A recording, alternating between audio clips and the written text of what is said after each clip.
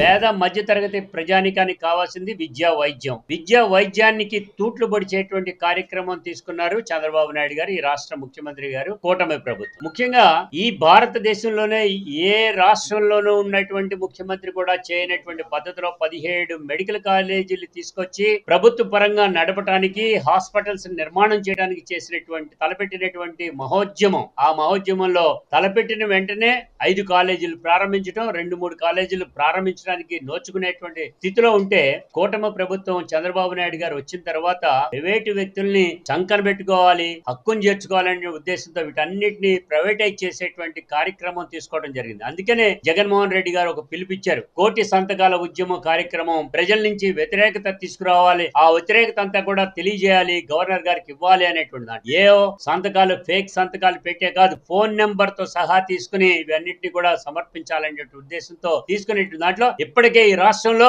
YSR Congress party తలపెట్టినటువంటి ఈ కార్యక్రమంలో 50 లక్షల పైచీలకు సంతకాల సేకరణ జరగటం జరిగింది. దీనిలో భాగంగానే వైఎస్ఆర్ ట్రేడ్ యూనియన్ గా మాకు ఉన్నటువంటి ఈ కార్మిక శక్తిని యావత్తును కూడా ఉపయోగించాలనేటువంటి ఉద్దేశంతో జగన్మోహన్ రెడ్డి గారి పిలుపు మేరకు ప్రతి నియోజకవర్గంలో కూడా సంతకాల సేకరణ ట్రేడ్ యూనియన్ నుంచి కూడా చేయాలనేటువంటి ఉద్దేశంతో ఈ రోజున ఈ రాష్ట్ర వ్యాప్తంగా తలపెట్టినటువంటి కార్యక్రమంలో భాగంగానే ఈ రోజున కార్మికులు ఎక్కువగా ఉండేటువంటి విశాఖపట్నంలో చేయటం అనేది జరిగింది. ముఖ్యంగా మేము ఒకటే చెప్తున్నాం, ఇవాళ పేద ప్రజల్ని హక్కును చేర్చుకోవాల్సిన ప్రభుత్వం పక్కన పెడతా ఉంది. రెండోది, కార్మికులు ఎవరైతే ఉన్నారో ఆ కార్మికులందరినీ కూడా నిర్వీర్యం చేసేటువంటి పద్ధతిలో ఈ ప్రభుత్వం తీసుకునేటువంటి నిర్ణయాలున్నాయి. నేను అడుగుతున్నా సూటిగా ఈ కూటమి ప్రభుత్వానికి, అదే విధంగా చంద్రబాబు నాయుడు గారికి అడుగుతున్నా, ఫ్యాక్టరీలు తీసుకొచ్చేసాం, అందరూ వచ్చేసేస్తున్నారు, ఉద్యోగాల వ్యవస్థ లక్షలు వచ్చేస్తాయని చెప్తున్నారు. 1,80,000 ఉద్యోగాలు ఇక్కడే వస్తాయని చెప్పేసి మొన్న అంటే బీజేపీ ఎమ్మెల్యే గారు ఒక ఆయన, ఇది సాధ్యపడదు కదా, ఇది ఎందుకు చెప్తారు అనేది ఆయనే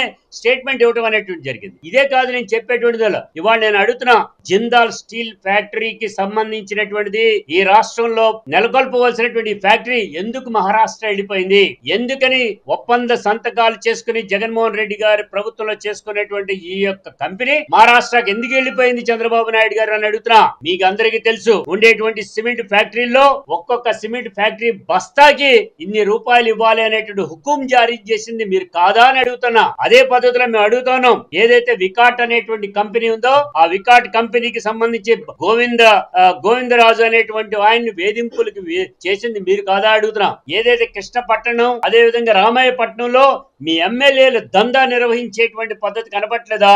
ఉద్యోగ వ్యవస్థను నిర్వీర్యం చేసినటువంటి పద్ధతి కనబట్లేదా? కార్మిక వ్యవస్థను నిర్వీర్యం చేసేటువంటి క్రమంలో మీరు తీసుకునేటువంటిది మనకు కనపడతా ఉందని కూడా తెలియజేస్తున్నాం. ఇదే కాదు, ఎమ్మెల్యేలు ఇష్టారాజ్యంగా వ్యవహరించేటువంటిది. రాయలసీమలో ఒక మహిళ ఎమ్మెల్యే కోడి మాంసానికి కిలో కింద ఇవ్వాలని అడుగుతున్నారు. ఎంతకంటే దారుణం కూడా ఉందా?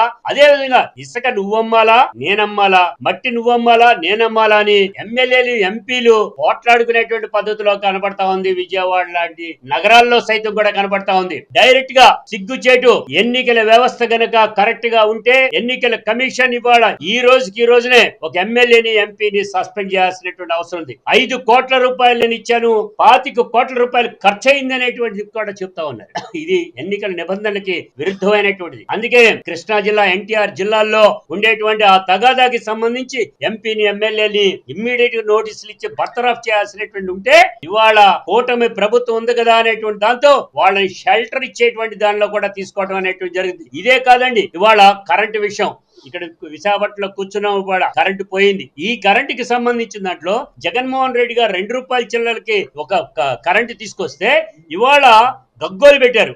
గందరగోళం చేసినటువంటి వీళ్ళు 4 రూపాయల 50 పైసలకి యూనిట్ ధరకి తీసుకొచ్చేటువంటి క్రమం తీసుకున్నారు. ఇంకా చెప్తే ఆశ్చర్యం, స్మార్ట్ మీటర్లు అన్నారు. ఈ స్మార్ట్ మీటర్లకు సంబంధించిన దాంట్లో జగన్మోహన్ రెడ్డి గారు విమర్శిస్తున్నారు. నేను చెప్తున్నా, ఛాలెంజ్ చేస్తున్నా, 2025 21వ తారీఖు 4వ నెలలో డైరెక్ట్ గా మీరు 921, 923, 924 జీవోలు తీసుకొచ్చింది మీరు కాదా అంటున్నా.